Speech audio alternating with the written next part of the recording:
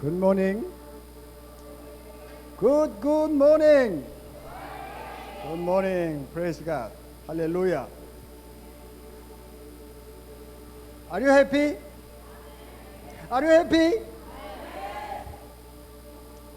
Yes. You must be happy all the time. Dapat po kayong maging masaya palagi. So,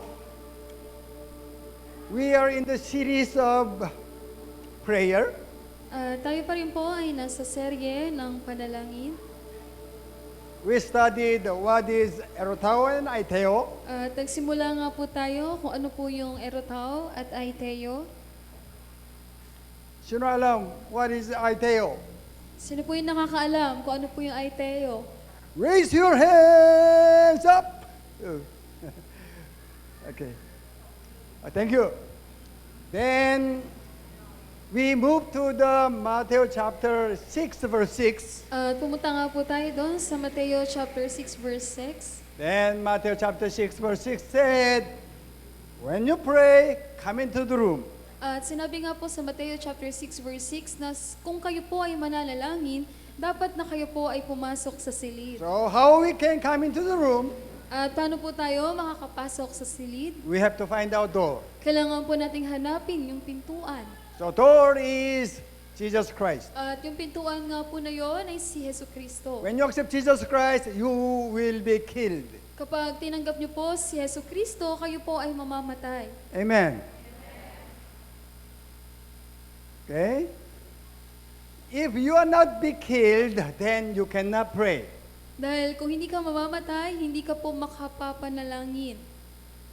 If you will be killed, then you will become child of God. At kapag ikaw nga po ay namatay, ikaw po ay magiging anak ng Diyos. Meaning, you lay down everything, surrender to Jesus Christ, Ang ibig sabihin po noon, ibinaba mo po lahat at sinuko mo lahat kay Hesus Kristo. okay?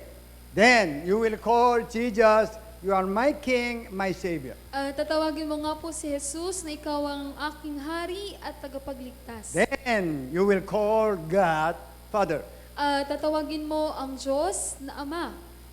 That's why other religion, even though millions of times they will call God whatever, God will not listen. Kaya nga po sa ibang relihiyon, kahit ilang milyong beses pa nilang tawagin ng Diyos, hindi po sila pakikinggan ng Diyos. That's why even Catholic, they pray to the Mary, yet God will not listen. At kahit po sa mga Katoliko, nananalangin sila kay Maria, hindi po doon makikinig ang Diyos. That's religious activity. Yun po ay mga makarelihiyosong gawain. That's why Jesus teaches us, when you pray, you must call Him Father.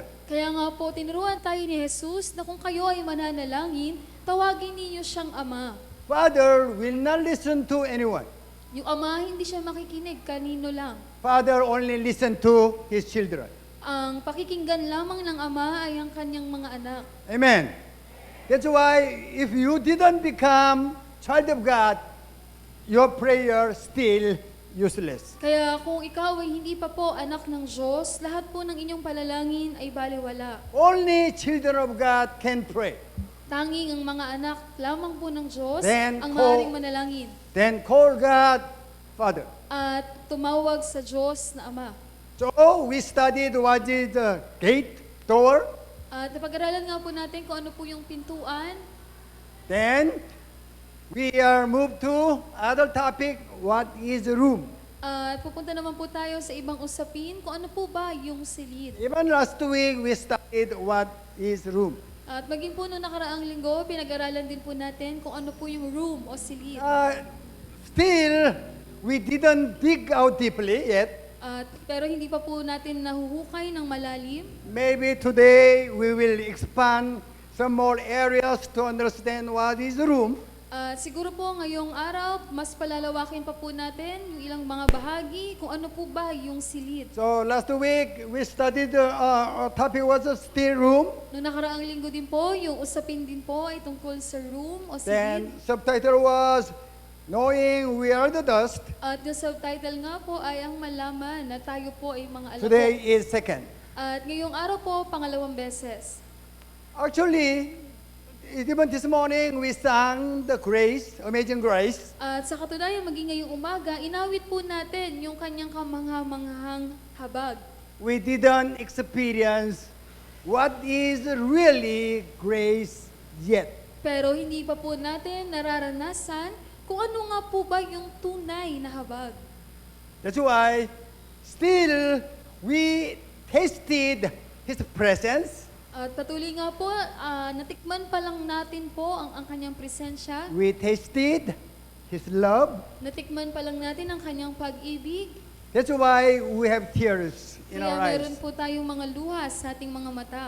You are not here to be blessed. Hindi po kayo narito upang pagpalain. You are here to experience His love and His presence. Kayo po ay narito upang maranasan ang kanyang pag-ibig at presensya. Amen. I salute those who had job and attended here. At sumasaludo po ako sa mga may mga trabaho pero pumupunta pa rin po dito. You have so many alibis, reasons to be absent here. Marami kayong maaaring maging dahilan para hindi makadalo dito. Tama ba yan? Yes, you are so tired actually. Opo, sa katunayan, mga pagod po kayo. Nowadays, the company will take your energy as much as and you have no energy for other matters. At sa panahon ngayon, yung kumpanya kinukuha lahat ng lakas ninyo hanggang sa mawala na kayo ng lakas sa ibang bagay. Why you are here? Pero bakit po kayo narito? Because you are hunger for His love. Dahil kayo ay gutom para sa kanyang pag-ibig. Amen. His love brought you here. Yung kanyang pag-ibig ang nagdala po sa inyo rito. And you are expecting His touch. At inaasahan po ninyo na mahipo po niya kayo. Amen. Actually, that's all. Sa katunayan, yun lamang po yun lahat. Yet, we didn't experience His grace as a whole. Pero hindi pa po natin nararanasan yung kabuuan ng kanyang habag.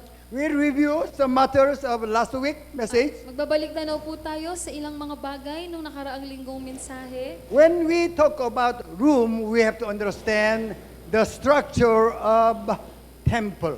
Kapag po pinag-usapan natin kung ano yung silid, kailangan muna nating maunawaan yung kabuuan, yung structure ng templo. Actually, room, the temple is symbol of a room. At sa katunayan, yung templo, yan po ay sinisimbolo nung silid. Several weeks we tackled this matter. Maraming beses na po nating napag-usapan ito. So, there are two important divisions inside the temple. At meron pong dalawang mahalagang bahagi sa loob po ng templo. The bigger one is, we call it holy place. At yung mas malaki po, tinatawag po yun na banal na dako. Small one is most holy place. At yung mas maliit po, yun po yung tinatawag na kabanal-banalang dako. So, inside the most holy place, there is Ark of Covenant. At sa loob po ng kabanal-banalang dako, naroon po yung Ark of Covenant. It is so important to understand what is grace. Napakahalaga po na maunawaan yan sa kung ano po yung habag. That's why we tackled about what is Ark of Covenant. Kaya nga po pinag-usapan din natin kung ano po ba yung Ark of Covenant. So, in the Ark of Covenant, there are three matters in it. At sa loob nga po ng Ark of Covenant, meron pong tatlong bagay na nakapaloob po doon. So, remove it. So, we will review what is first matter Ano po inside yung the una? Ark of Covenant. Sa loob po ng Ark of Covenant, gold jar of manna. Scratch your head first. Okay. Kabatin niyo po muna yung ulo niyo. What is first? Ano po yung una? Gold jar of manna. Huh? Gold jar of manna. Ay, nako, others. No sound, pero moving mouth. The gold jar of manna. Yung gintong jar po ng mana. That is rebellion for the God's provision. Yun po yung sinisimbolo noon, yung pagre-rebelde sa pagbibigay ng Diyos. God said, I will provide everything what you need. Sinabi ng Diyos, ibibigay ko lahat ng iyong pangangailangan. But people didn't trust, didn't believe in God. Pero yung kanyang bayan, hindi po naniwala, hindi po nagtiwala sa Diyos. What is second? Ano po yung pangalawa? Aaron's staff.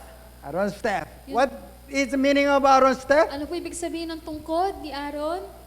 Rebellion of leadership of God. Yung pagrebelde o pagtanggi sa pamumuno ng Diyos. God said, I am the shepherd, you are my flocks. Sinabi ng Diyos, ako ang pastol at kayo ang aking mga tupa.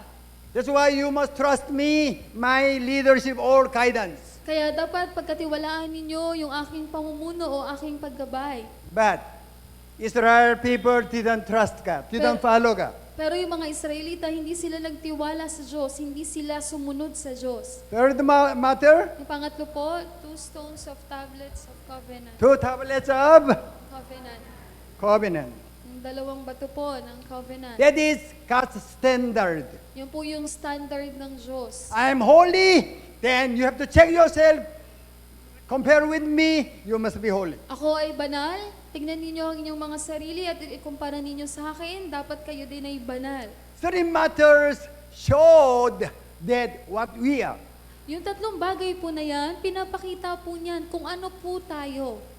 That's what, when you come into the room, you will see your reality. Ayan po yung mangyayari na kapag ikaw po ay papasok sa silid, makikita mo yung realidad mo. Just like X-ray, when you come to the hospital, stand up in front of X-ray machine, then you could see everything what you have in it. Parang katulad po ng x-ray, pag pumunta ka sa ospital, nagpa-x-ray ka, harap ka sa x-ray machine, at makikita doon kung ano po yung nasa loob mo.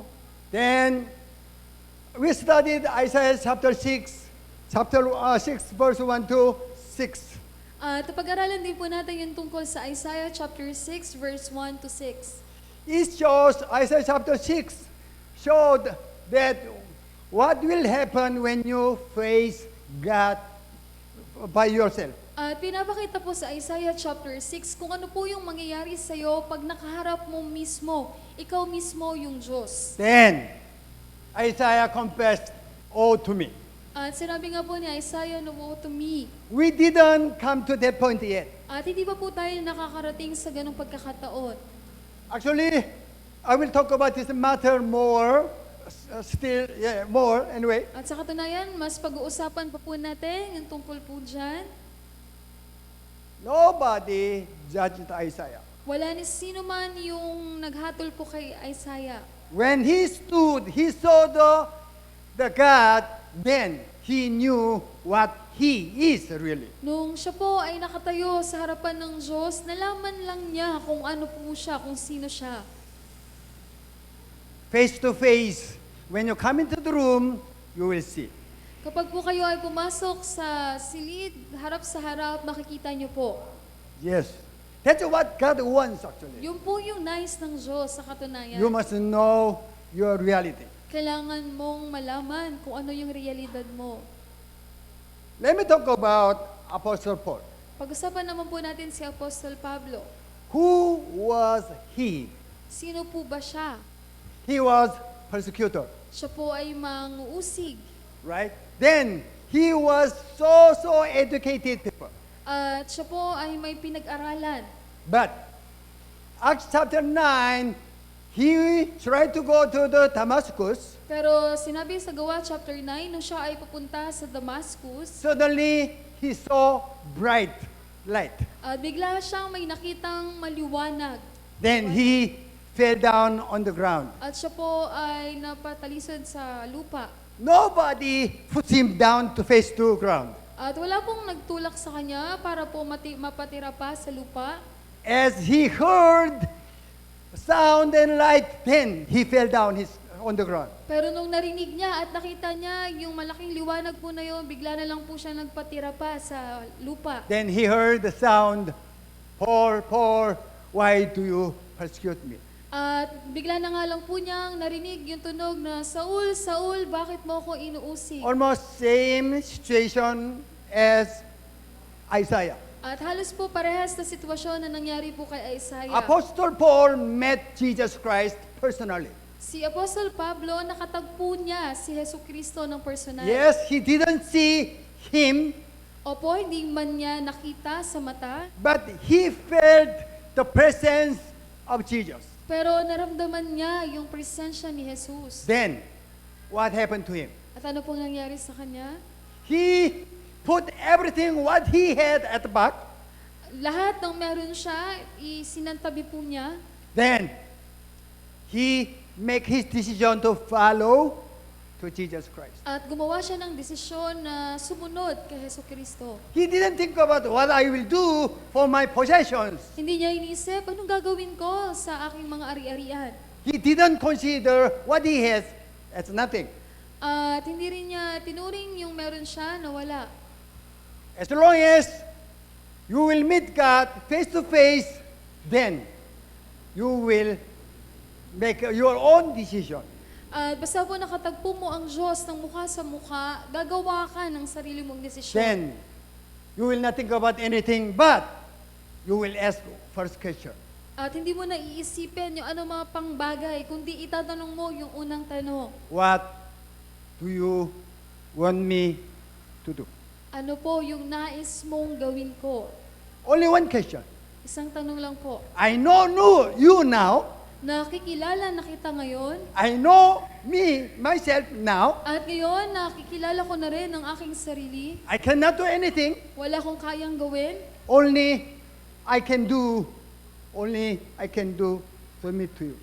Ang tanging magagawa ko na lamang ay makatagpo ka. That's what even Isaiah, that's what even Apostle Paul did it. Yun din po yung ginawa ni Isaiah, maging po ni Apostol Pablo. Why you are still struggling? At bakit pa rin po kayo may struggling? Do you want to be like Jesus?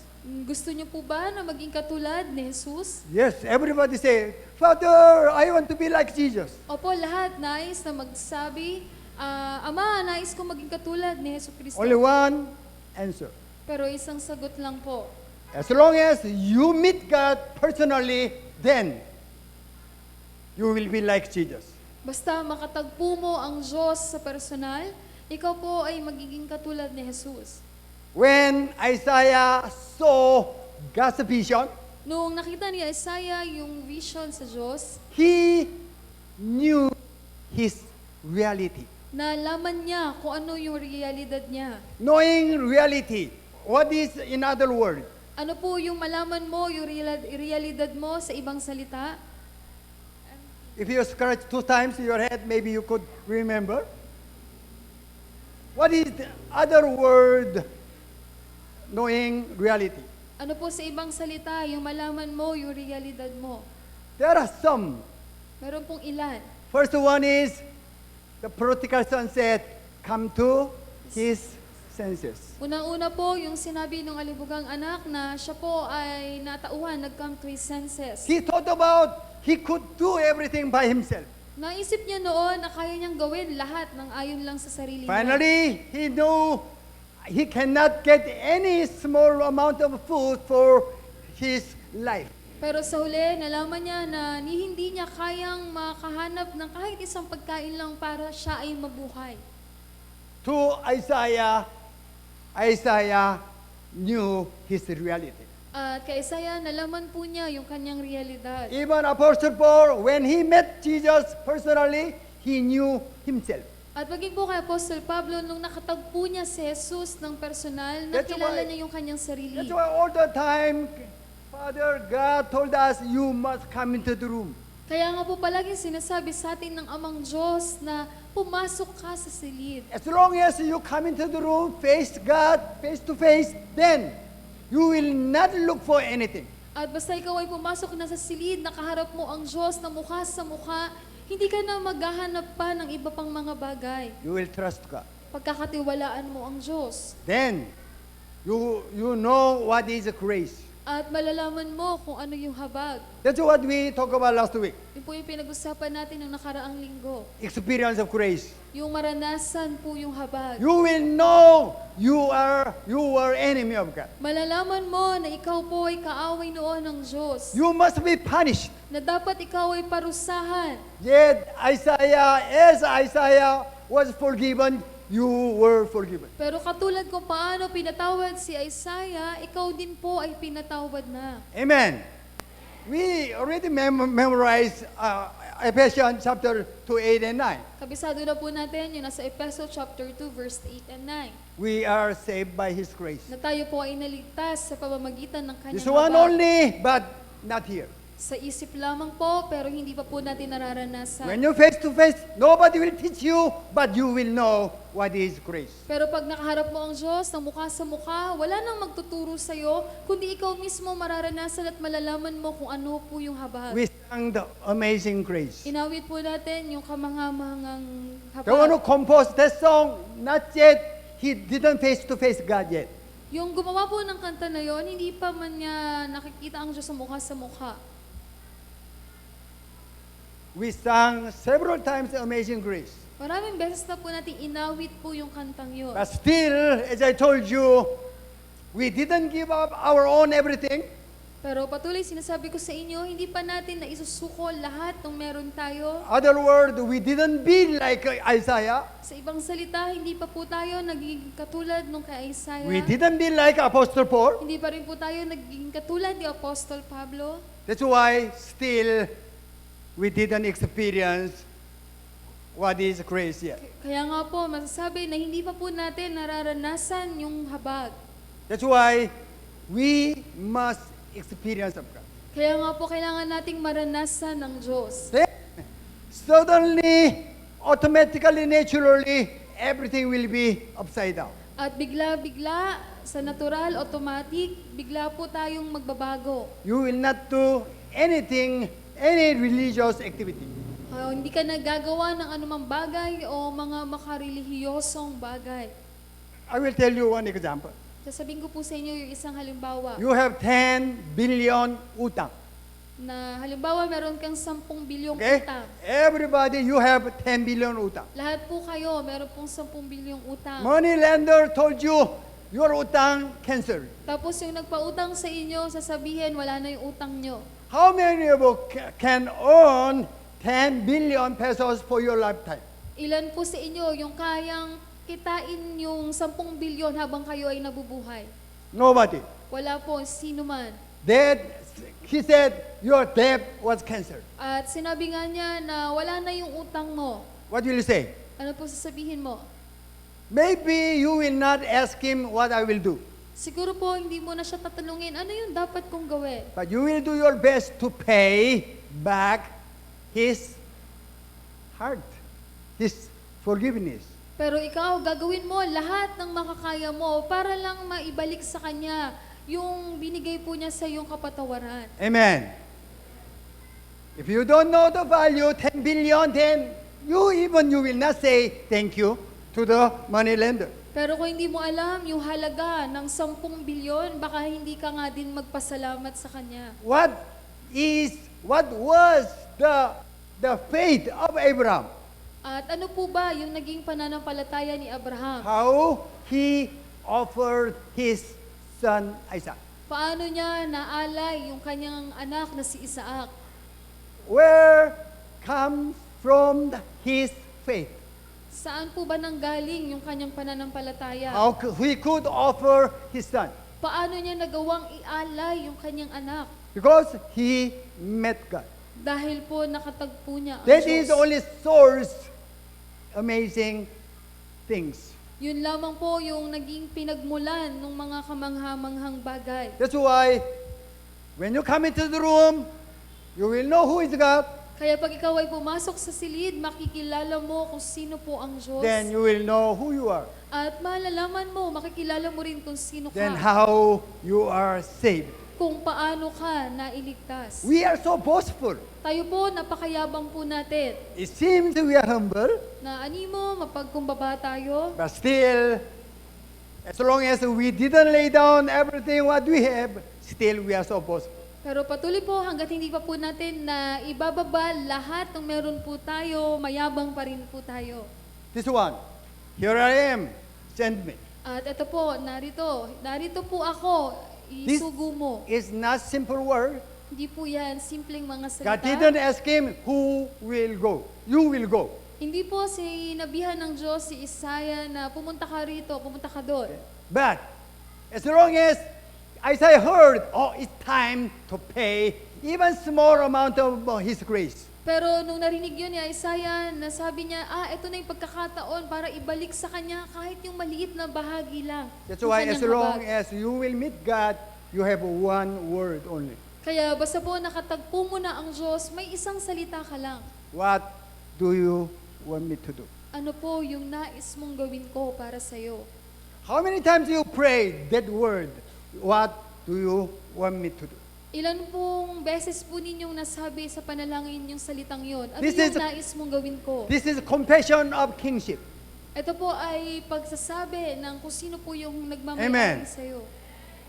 If you don't consider anyone, you will not ask, what do you want me to do? Dahil kung hindi mo siya tinitignan o tinuturing na gano'n, hindi mo siya tatanungin na kung ano po yung nais mong gawin ko. Yes. That's what Isaiah did. Yun po yung ginawa ni Isaiah. That's what Apostle Paul did. Yun din po yung ginawa ni Apostle Pablo. Even Abraham, Maging po si Abraham, all the time he asked God, I believe, what do you want me to do? na palagi niyang tinatanong ang Diyos, na naniniwala po ako doon, na ano po yung nais mong gawin Then ko. God talked to the Abraham, At sinabi ng Diyos kay Abraham, this is my test, what you said. ito yung pagsubok ko sa sinabi mo sa Okay, akin. kill your son. Patayin mo ang iyong anak. What he said? Ano po yung sinabi Yes. niya? Oo. No question at all. Wala pong tanong. How he could be like that? Paano po siya naging ganon? Why? Because he knew who is God. Bakit po? Dahil kilala po niya kung sino po ang Diyos. Isaiah, no question. Si Isaiah wala din pong tanong. Voluntarily, willingly, even joyfully, I am here. May kusang loob at may kagalakan. Sinabi niya, narito po ako. God let you be all his missionaries. Ang Diyos, nais niya kayong lahat na kanyang maging missionary. Make you so terrible life? Para po ba paghirapin yung inyong mga buhay? It's not actually. Hindi po ganon. Anyway, we thought about this condition with Apostle Paul, Pinag-usapan nga po natin yung naging kondisyon, maging kay Apostol Pablo, even Abraham, maging po kay Abraham, even Isaiah, we studied. at maging po kay Isaiah na pag-aralan po natin. This is what we call empty. Ito po yung tinatawag natin na empty. As long as you will meet God, then you will make yourself empty. Basta nakatagpo mo ang Diyos, gagawin mong empty o wala yung sarili mo. What is the meaning of empty? Ano po ibig sabihin ng empty? Make unreal. Make unreal. You will not consider you are existing being. Hindi mo ituturing na ikaw ay nabubuhay o nariyan ka. I am nothing. Na iisipin mo, wala ka. Whatever you will told me to do, yes, I will. Na ano man yung sabihin mo sa akin na gawin ko, gagawin ko. That's what we call empty. Yun po yung tinatawag natin na pagiging empty. When you meet God, you will be empty. Kapag nakatagpo mo ang Diyos, ikaw po ay magiging empty. You are making empty. At ngayon po, hinaharap na ninyo yung pagiging empty. As much as you experience of God, then much you will make empty yourself. At kung gaano po ninyo naranasan ng Diyos, ganoon din po ninyo gagawing empty yung bahagi ng sarili ninyo. That's what we call even spiritual growth. Tinatawag din po yon na paglago sa espiritual. Listen carefully. Nakinig po kayong mabuti. Even I am so amazed by myself. Maging po ako na amazed din po ako sa aking sarili. This message is actually so amazing. Na katunayan, itong mensahe na to, kamangha-mangha. That's why, listen carefully. Kaya makinig po kayong This is the mabuti. real blessing. Ito po yung tunay na This pagpapala. is the real peace. Ito po yung tunay na You kapayapaan. will not argue with God anymore. Hindi na po kayo makikipagtalo kailanman sa Diyos. Because you become empty. Dahil ikaw po ay naging empty na. You have no opinion of yourself. Wala ka ng sariling opinyon sa sarili mo. So, you don't have it, why will you argue with other opinion? At kung wala ka ng sariling opinyon, bakit ka pa makikipagtalo para sa ibang opinyon? That's what we call shalom. Yun po yung tinatawag natin na The shalom. war ended. Na wala na pong away o gyera. No fighting with God, no arguing with God, ended. Wala na pong pakikipaglaban o pakikipagtalo sa Diyos. Tapos na. Here, no arguing. Dito po, wala na pong pakikipagtalo. Even God didn't ask anything. Maging ang Diyos, wala siyang hiningi na kahit ano. All the time waiting for the order. Palagi kang naghihintay ng kanyang utos. Full trust. Even I cannot understand it, whatever He will tell me, yes. At may lubos kang pagtitiwala na ano man yung sabihin niya sa akin, kahit hindi ko naiintindihan, oo lamang ang isasagot ko. That's what we must be. Yun po yung dapat na maging tayo. That's what we call it, listen, listen, become. Yan po yung tinatawag din po na become. That's what we call become. Yan din po yung tinatawag na become. What is become? Po yung become? What is become? Ano po yung become? Empty. Empty. Come to His senses. Come to his senses. Okay? When you become empty, we call it become. Kapag ikaw po ay naging empty na, tinatawag din po yan sa ibang salita na nag-become ka na. You must connect every word as one.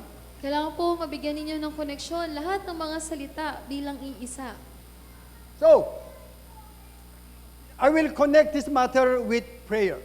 At bibigyan ko po ng koneksyon ito sa panalangin. Okay? This is one. So, only talk about this matter. Ito lang po. God is inside the most holy place. Ang Diyos, nasa loob po siya nung kabanal-banalang dako. Red scare, we call it Ark of Covenant. At yung pula po, tinatawag yan na Ark of Covenant. There is tatlong bagay. At pero po tatlong bagay. One is jar of gold, gold jar of manna. At yung una nga po, yung gintong tapayan ng mana. Second is, Yung pangalawa po, third is, yung tungkod ni Aaron. Yung pangatlo, yung tusong. that's how we are simple. Ganun po tayo, kamakasalanan. Then as long as you face God, you will ask one question. At basta po nakatagpo ninyo ang Diyos, magtatanong lang kayo ng isang bagay. What is one question? Ano po yung isang tanong po na yon? Again? What can I do? Again? Muli po, What do you want me to do? Again? what do you want me to do? Do you want make him happy? Gusto niyo po ba siyang mapasaya? You pray. God, what do you want me to do? Ipanalangin po ninyo, O Diyos, ano po yung nais mo na gawin Your ko? lover will tell you, honey, what do you want me to do? Kapag yung mahal po ninyo, sinabihan kayo na, honey, ano yung gusto mong gawin ko sa'yo? Your partner will be happy.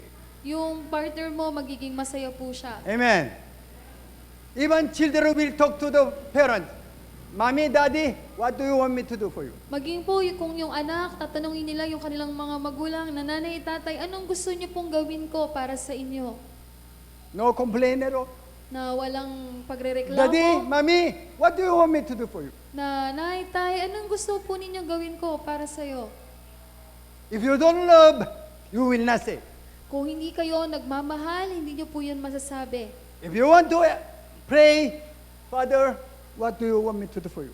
Kung gusto ninyo ipanalangin, Ama, ano pong gusto mong gawin ko para sa'yo? He will be pleased too much. Siya po ay sobrang malulugod.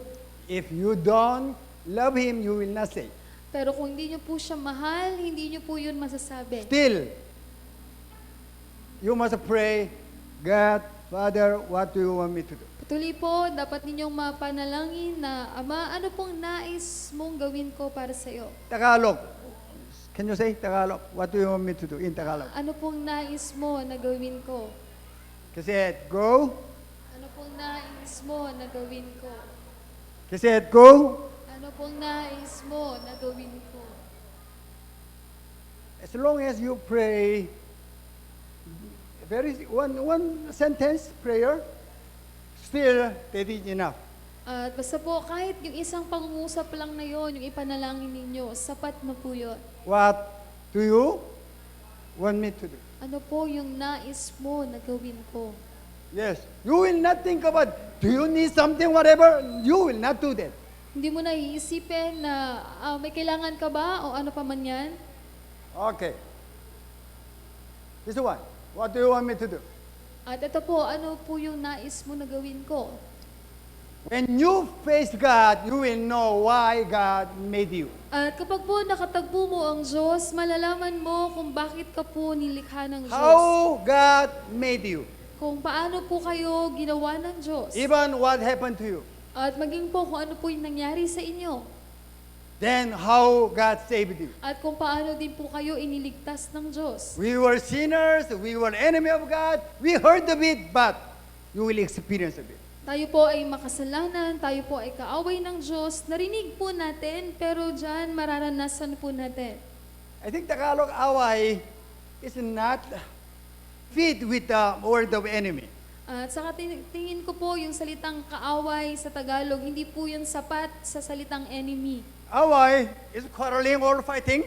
Yung kaaway, ibig sabihin, nakipagtalo lang, nakipaglaban. Even with a friend, they will fight or away. At maging po kung sa pagitan ng mga magkakaibigan, tawag din po doon na nag-aaway o kaaway. But enemy, oh, you must kill other party. Pero pag sinabing enemy, kalaban, kailangan mong patayin yung kalaban mo. Anyway, when we face God, all questions will be answered. At kapag nakaharap nga po natin, nakatagpo natin ng Diyos, lahat ng katanungan ay masasagot. We will know automatically He is the God, King, and still my Father. Malalaman po natin na siya po ay ating Diyos, Hari, at maging po ating Ama. We, the church, emphasize the baptism of Father. At ito po yung ating simbahan, binibigyang diin po yung tungkol sa bautismo ng Ama. Anyway, then we will know we are child of God. Malalaman nga po natin na tayo po ay anak ng Diyos. God said, I am king. Sinabi ng Diyos, ako ang hari. You are my child. At ikaw ang aking anak. Then I want you have your own kingdom. At gusto ko na magkaroon ka ng sarili mong kaharian. Don't be shy. Don't be guilty. Huwag kang mahiya, huwag kang mag-guilty.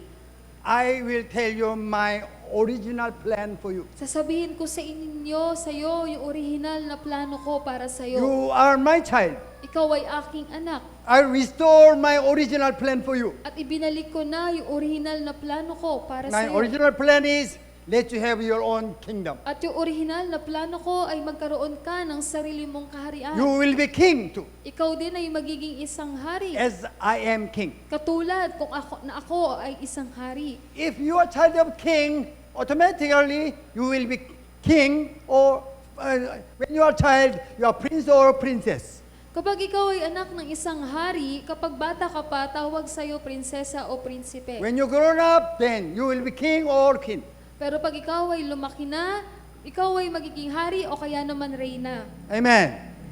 That's why our father is a king. Kaya nga po, yung ating ama ay hari, You are prince and princess. kayo po ay mga prinsipe at prinsesa. When you grown up, you will be king or queen. Kapag kayo po ay lumaki na, kayo po ay magiging hari at mga reyna. You will have your own kingdom. Magkakaroon po kayo ng sarili ninyong kaharian. Then you will know it. At malalaman niyo po yan. Father will tell you everything. Sasabihin po ng Ama sa inyo lahat. Because He proved how much He loves you. Dahil napatunayan na niya kung gaano po niya kayo minamahal. Amen. Then, God will tell you, you must be like me. At ang Diyos sasabihin niya sa iyo, dapat maging katulad mo ko. Even I want you to be better than me. At maging gusto ko din na mas mahigitan mo pa ako. Amen.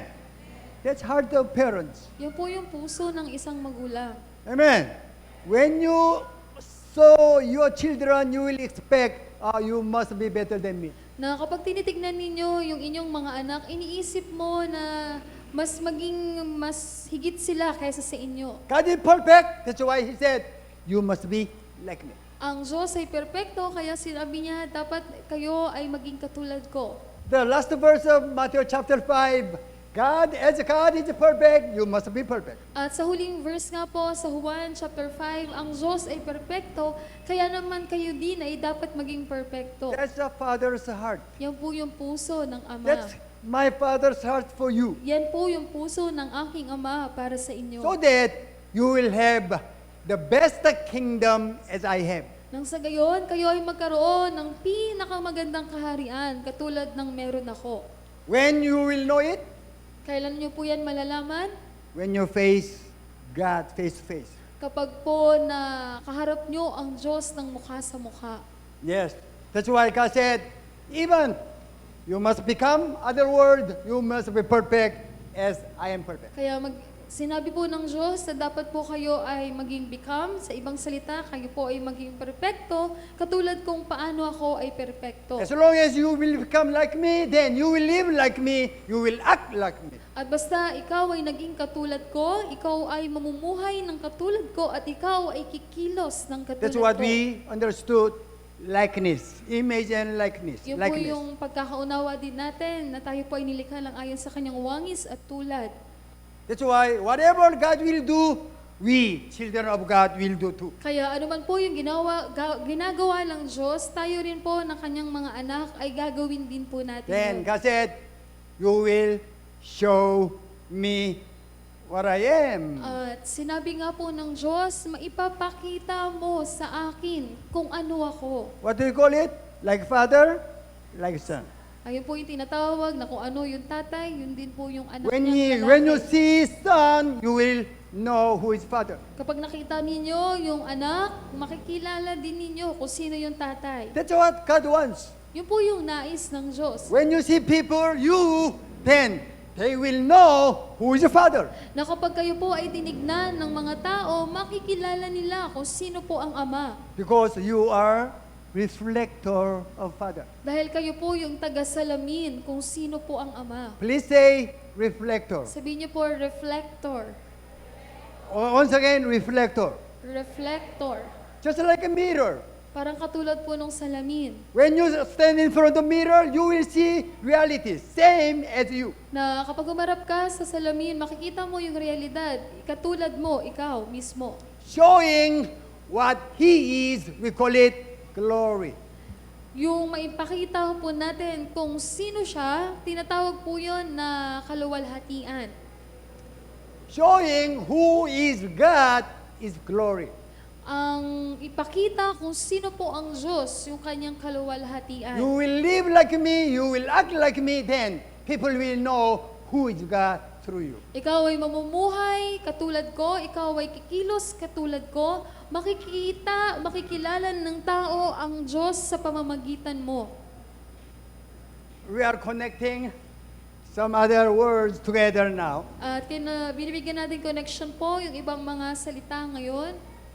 This is Isaiah chapter 43:7. Ito po yung sinasabi sa Isaiah 43 verse 7. We'll read it. Just let go. Everyone who is called by my name, whom I created for my glory, whom I formed and made.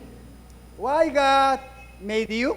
Bakit po kayo nilikha ng Diyos? Why God made you? Bakit po kayo nilikha ng Diyos? Why God saved you even? At maging po, bakit po kayo iniligtas ng Diyos? You are the one shower of my glory. Dahil kayo po ang magpapakita ng kanyang kaluwalhatian. People cannot see me. Ang Diyos, sinabi niya, hindi ako makikita ng mga tao. I am invisible. Ako ay hindi nakikita. People doesn't know what I am. Ang mga tao, hindi nila alam o kilala kung sino ako. That's why you, my child, must believe like me. You must act like me. Kaya ikaw na aking anak ay dapat mamuhay na katulad ko, kumilos na katulad ko. So that they will know what I am. Nang sa gayon, malaman nila, makilala nila kung ano You ako. must show what I am. Kailangan mong maipakita kung ano You ako. must show my glory. Kailangan mong ipakita yung aking kaluwalhatian. Glory is full expression of a thing. Yung ibig sabihin po ng glory, yun po yung kabuuan na pagpapakita kung ano yung isang bagay. Isaiah chapter 43:7 said, why I created you? At sinabi sa Isaiah 43 verse 7, kung bakit ko po kayo nilikha, Why I made you? kung bakit ko kayo inilikha, What is my purpose and will for you? ano yung aking layunin at nais para sa inyo, You are the one have to show my glory to others. kayo dapat yung magpapakita ng aking kaluwalhatian That's sa iba. why even He killed His only begotten Son. Kaya nga po, pinatay din niya yung kanyang nag-iisang anak. You are so so awesome and so important. Kayo po ay awesome at napakahalaga. Without you, nobody can show or express who is God. Kung wala po kayo, wala na pong magpapakita kung sino ang Diyos.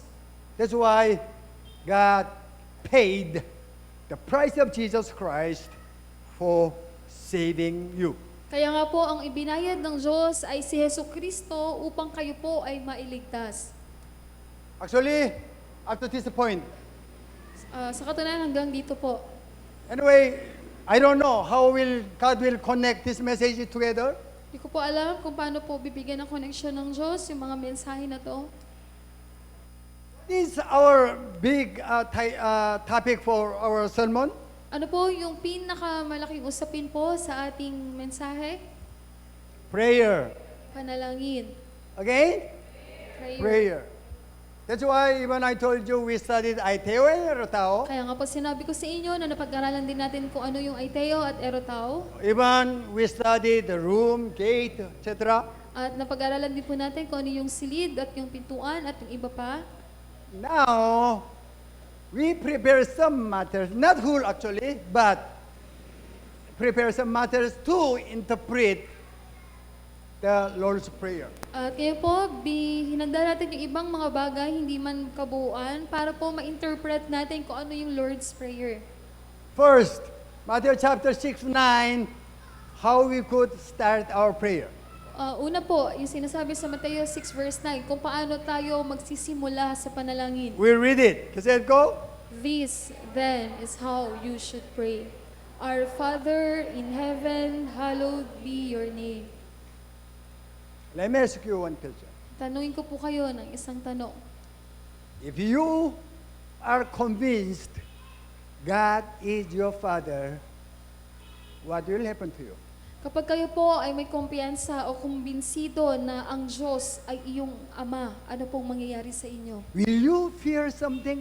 Matatakot pa po ba kayo sa ibang mga bagay? Yes or no? Who can make you fear? Sino po yung maaaring manakot sa inyo? God, Father is watching over you. Ang Diyos na iyong Ama ang siyang nakatingin po Even sa inyo. somebody thinking about harmful matter for you, immediately He will do something for that matter. At kahit pa meron pong nag-iisip ng masama sa inyo, agad-agad may gagawin po siya para doon. If you are convinced or experienced God is your Father, Kung kayo po ay kumbinsido at naranasan ninyo na ang Diyos ay iyong Ama, will you worry about something? kayo po ay mag-aalala pa po ba? Yes or no? Why? Bakit po? God will provide everything. Ang Diyos ang magbibigay po ng lahat. Amen. If you worry means even you call God Father, yet you are not convinced, you didn't experience He's your Father. Kung kayo po ay nag-aalala pa rin, ibig sabihin po kahit tinatawag nyo ang Diyos na Ama, hindi pa rin po kayo kumbinsido at hindi nyo pa nararanasan na siya nga po ay iyong Ama.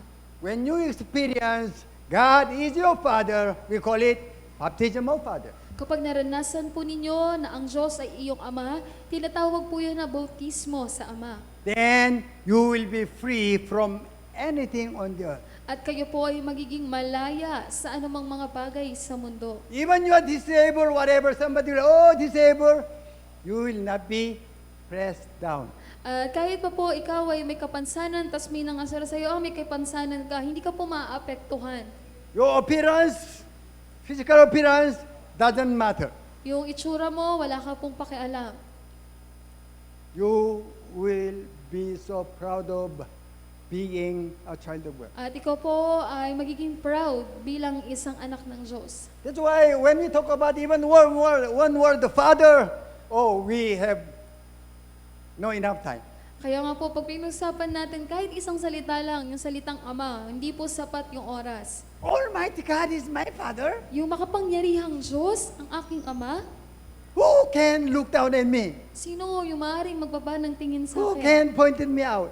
Sino yung maaaring makapagturo sa akin? Who can speak bad words? Sino yung maaaring magsabi ng masasamang salita sa akin? As long as somebody will bow that bad word to me, then Father will do something. Oh, sandali lang ha.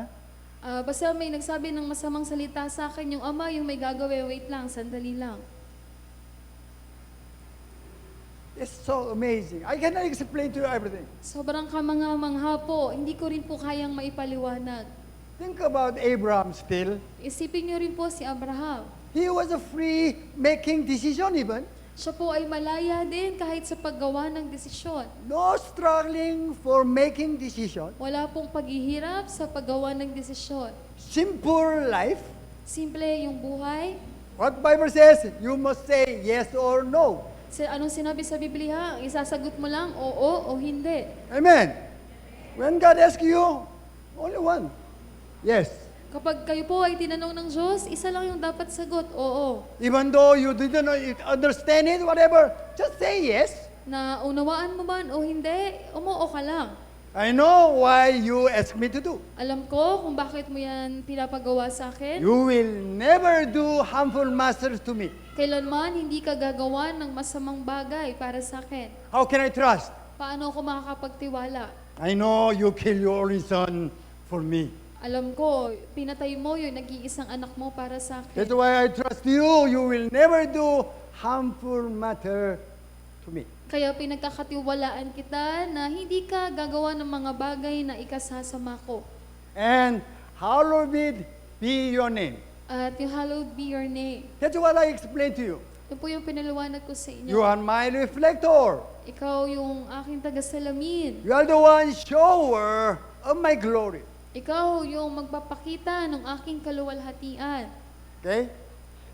When your children can make your parents most happy person. Kayo mga anak, kailan ninyo mapapasaya ng sobra yung inyong mga magulang? You will be famous and successful. Kapag kayo po ay naging sikat at matagumpay sa buhay, Your parents will say, oh, that's my son. sasabihin ng magulang mo, anak ko yan. That's my daughter. Yan yung anak kong babae. Amen. When you reflect His glory then, God will say, oh, that's my son. At maging din po, pag pinakita mo yung kanyang kaluwalhatian, sasabihin ng Diyos, oh, anak ko yan. It's amazing. Diyos ka mangha din po. When you submit to God all the time, God said, oh, see, angels, all creations, you see.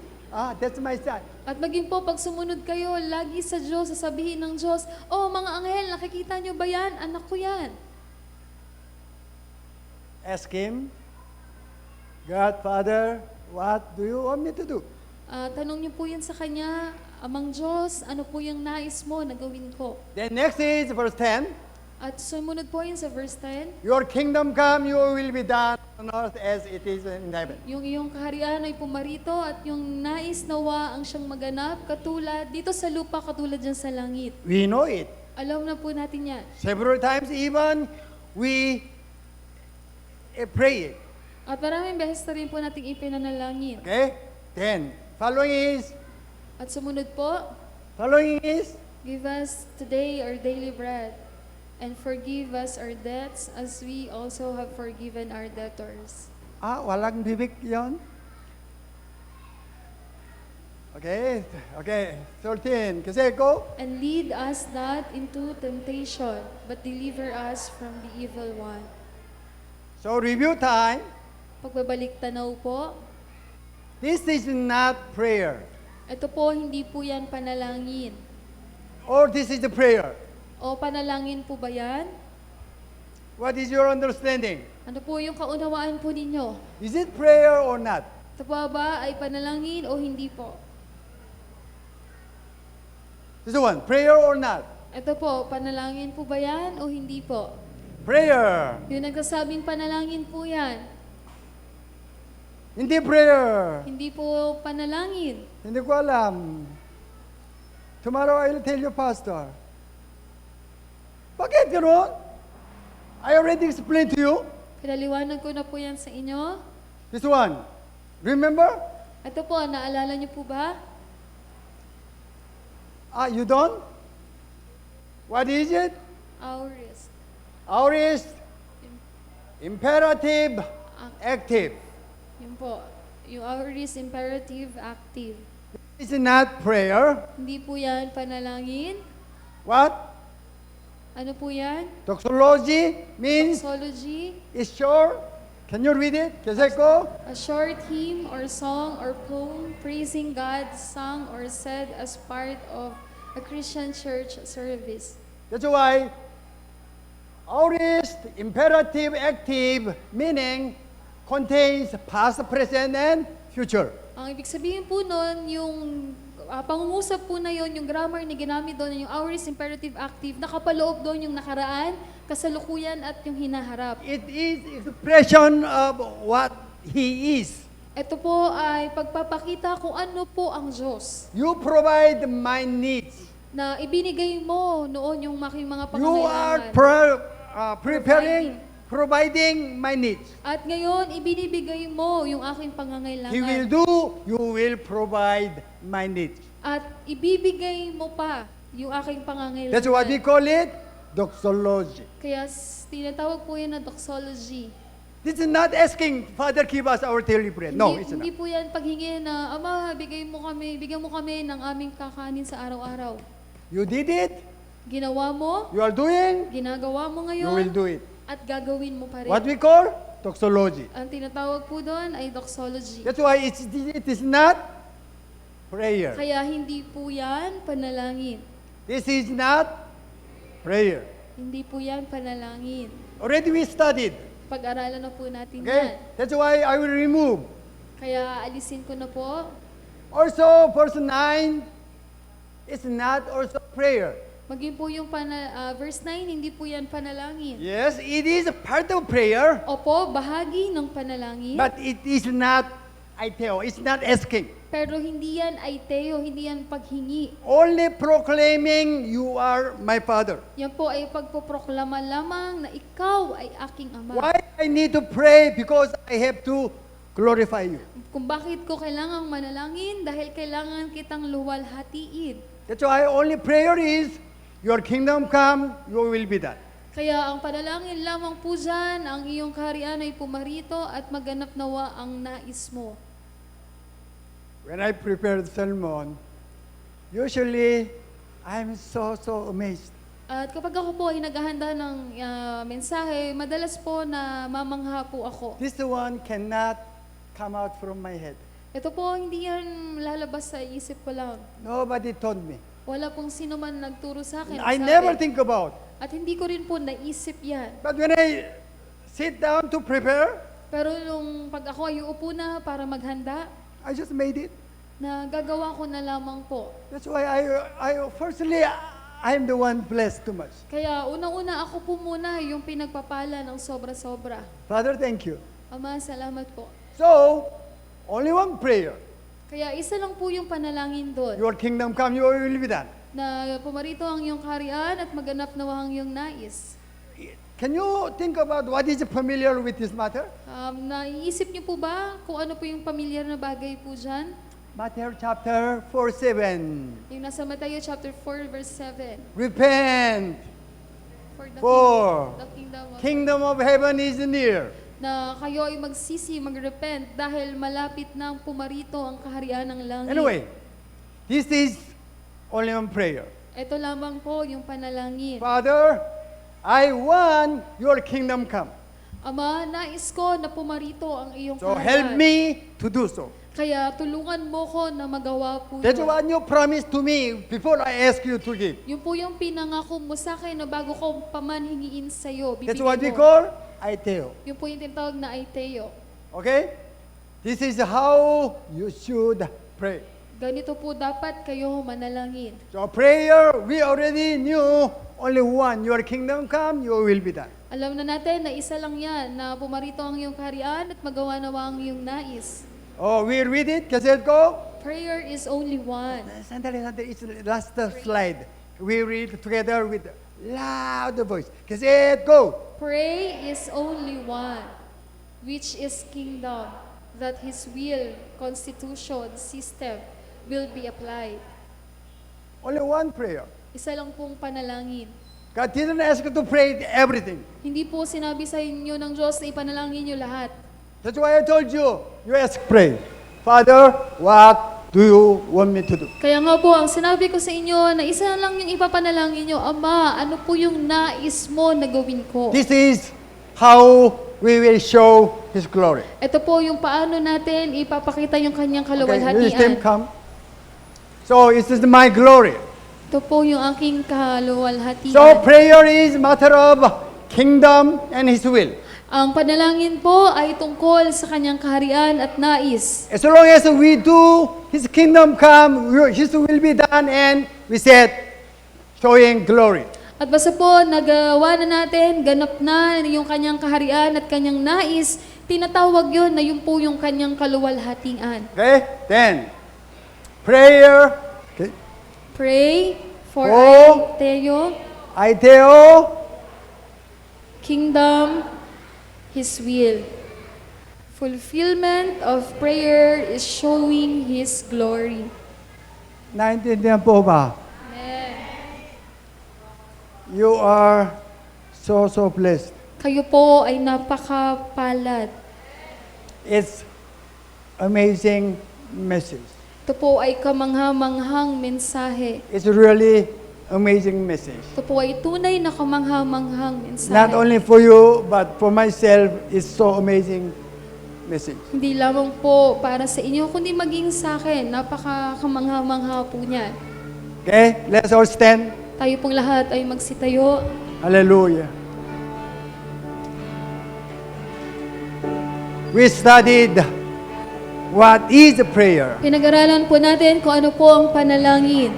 We passed through long journey. At nagdaan po tayo sa mahabang lakbayin. We come to the topic of room. At pumunta po tayo sa usapin tungkol sa silid. Now we are inside the room. At ngayon po, nasa loob na po tayo ng silid. We saw God face to face. At nakita natin ang Diyos sa mukha. We will ask, Father, I want be like Isaiah. At hingi natin sa Kanya, Ama, nais kong maging katulad ni I Isaiah. want be like Apostle Paul. Gusto kong maging katulad ni Apostol Pablo. I want meet you, Father. Nais po kitang makatagpo, Ama. I want you. I want to meet you. Nais kitang makatagpo. We'll shout one word. Father, I want to meet you. Sisigaw po tayo, Father, I want to meet you. Shout, I want to meet you, Father. Oh, I want to meet Father. Oh, la llora. Check. Father, salamat for your message. Check. Check. Hallelujah. Hallelujah. Check. Ora, ora, ora.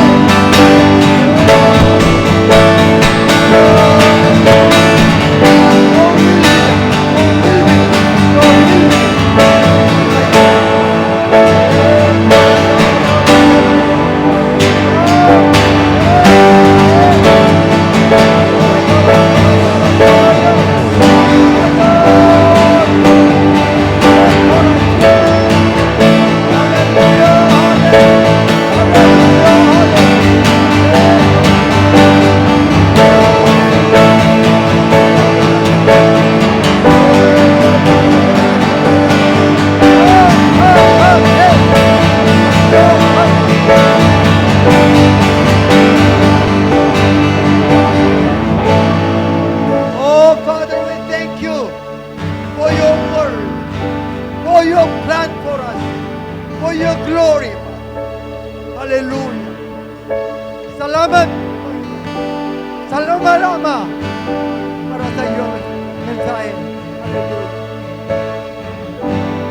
Father, thank you for your love, for your presence, even for words of your Holy Spirit, Father. Hallelujah. Hallelujah. Father, now we understood why you made us, why you saved us, why you created us. because of your glory. Hallelujah.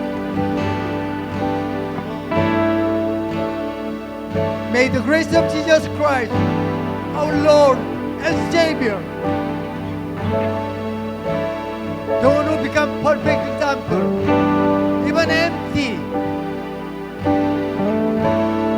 Father, thank you for your love. Still you are loving us. Nobody can separate us from your love. This is Father, we are secured by your love. The fellowship of Holy Spirit, the one who will guide us, empower us to submit to you, Father, to know you, to experience you. Be with you from now on ever to ever. That's why all children of God will agree and say, Amen and Amen and Amen. As I explained to you, coming Lord's Day, coming Egypt, Tulad ng naipaliwanag ko na po sa inyo sa darating na EGF, we will have visitors. magkakaroon po tayo ng mga bisita. Saan galing? Saan po galing? Ha? Sino sabi Korea? Sino sabi Korea? Koreano sila pero American citizenship. Mga Koreans po, pero mga American citizens. Especially youth, this one, youth, Lalo na YA. po yung mga kabataan, mga YA, Youth YA, Okay? Youth and YA. Youth and YA. Look at me, look at Tingin me. kayo kay look at me. Pastor. Okay? So, we will wear the uniform of our youth camp.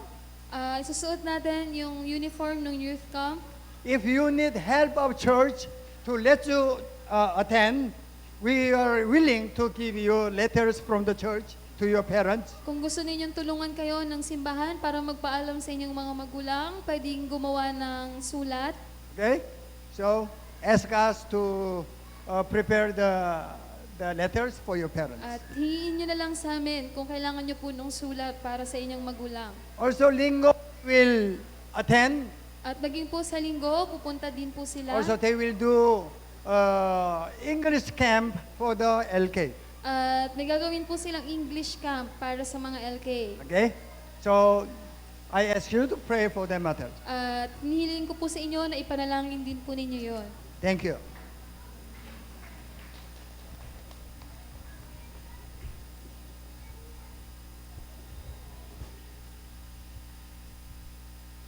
Announcement po. Sino po yung gusto ng simpleng buhay? Sino po yung simple life? Ang probinsyang buhay po yan. So kung nais nyo po ng simpleng buhay, let's pray and encounter God. Yun po yung para maging empty po tayo. Maging wala tayong nilalaman na kahit ano. So announcement po, church service po natin, magsisimula po tayo ng alas 8. So reminders po, wag po tayong malate, maaga po tayo. So meron po tayong morning prayer, 6:30 po yun, araw-araw po yan. So samahan nyo po kami sa pananalangin. Meron pong nanalangin dito sa church natin at kung nasa pangatahanan po ninyo kayo, so manalangin po kayo ng 6:30, sabayan nyo po kami. Saan man kayo naroon, sa trabaho man, sa biyahe man, so patuloy po tayong mananalangin. Ilaan po natin yung oras na yon, 6:30 po mananalangin po tayo. So Wednesday prayer meeting, alas 3 po yan. So lahat po ng mensahe natin ng linggo. Kung hindi po natin naintindihan pa, so dumalo po kayo, pumunta po kayo dito kung may mga katanungan. So babalakin po natin yung mensaheng yan sa Miyerkules.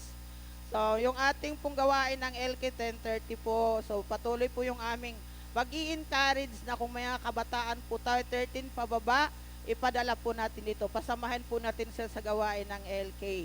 Youth and YA 1:30 po yan ng hapon.